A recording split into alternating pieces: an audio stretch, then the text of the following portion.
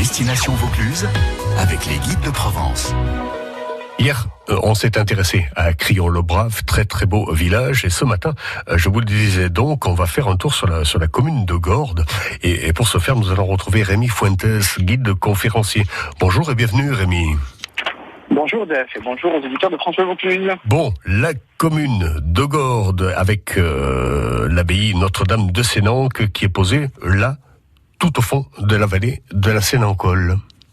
Tout à fait. L'abbaye Notre-Dame de Sénanque se trouve donc sur la commune de Gordes, comme vous le précisiez, un des plus beaux villages de France, n'est-ce pas? Et cette abbaye est posée tout au fond de la vallée de la Sénancole. C'est un timide cours d'eau qui a permis une courte histoire plus tard, la subsistance et le développement même de l'abbaye. Pour la situer à nos auditeurs, l'abbaye de Sénanque est celle qui, derrière un champ de lavande, apparaît sur la carte postale de Provence. C'est la roman en Provence, l'abbaye de Sénanque, Rémi. Exactement, c'est la roman en Provence. L'abbaye de Notre-Dame de Sénanque a été fondée en 1148 dans ce territoire qu'est le comté de Provence, ce territoire alors libre et indépendant qui ne deviendra français, n'est-ce pas, qu'au XVe siècle, à la fin du XVe siècle. Cette abbaye est une abbaye cistercienne, c'est-à-dire issue de la réforme de l'antique ordre bénédictin, conduite par Robert de Molesme à l'abbaye de Cîteaux. Cette réforme donc dite de Cîteaux ou bien réforme cistercienne, donc est reconnue par le pape Calixte II en 1119. C'est donc 29 ans après seulement cette reconnaissance par le pape de la réforme de Cîteaux que l'abbaye de Sénanque est fondée. La communauté est très rapidement florissante puisque 4 ans plus tard, 4 ans après la fondation, Sénanque déjà fonde d'autres abbayes.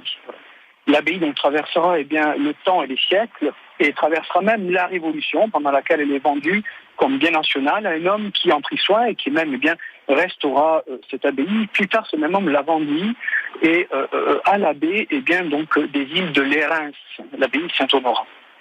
Ainsi, c'est au cours de la seconde moitié du XIXe siècle que l'abbaye de Sénanque renaîtra et comptera plus de 70 moines et convers. D'accord. Au début du XXe siècle, en revanche, pour l'histoire plus contemporaine, la France expulsera les religieux de son sol, et c'est comme ça que Sénanque sera abandonnée. Après la Première Guerre mondiale, en revanche, elle retrouvera une communauté qui fera à nouveau vibrer les pierres de son église par le chant de la liturgie cistercienne. Et alors, elle devient prieuré des îles de l'Érins, dont on parlait tout à l'heure. En 69, la communauté est trop fragile, l'abbaye ferme. Elle est alors louée par un constructeur automobile, Paul Berrier, inconnu de tous.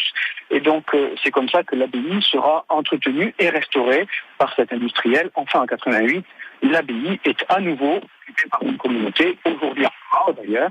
Et donc, cette abbaye de Sénanque est constituée notamment d'une église abbatiale. Exactement. Alors, la structure complète, le complexe, est composé comme ça d'une église abbatiale, d'un cloître comprenant le réfectoire, la salle du chapitre, le chauffoir, le dortoir, les anciennes cuisines, le scriptorium et évidemment l'ancienne maison des abbés, aujourd'hui bibliothèque de la communauté. L'abbaye de Sénanque est visitable, mais seulement en partie, Rémi. Tout à fait. Elle est absolument visitable, seulement évidemment en partie dans la mesure où il faut respecter, n'est-ce pas, la clôture monacale. Donc elle est visitable tous les jours, du lundi au samedi de 9h30 à 11h30 et de 13h à 17h30 et le dimanche, donc aujourd'hui, à partir de 13h et jusqu'à 17h30. Puis les offices sont ouverts au public, ce qui permet aussi d'apprécier, n'est-ce pas, cette église abbatiale, pour laquelle qui a été construite pour célébrer cette liturgie, encore célébrée aujourd'hui à Sénanque. Voilà une belle idée de sortie, l'abbaye de Sénanque, sur la commune de Gordes. Rémi Fuentes, merci d'avoir été avec nous.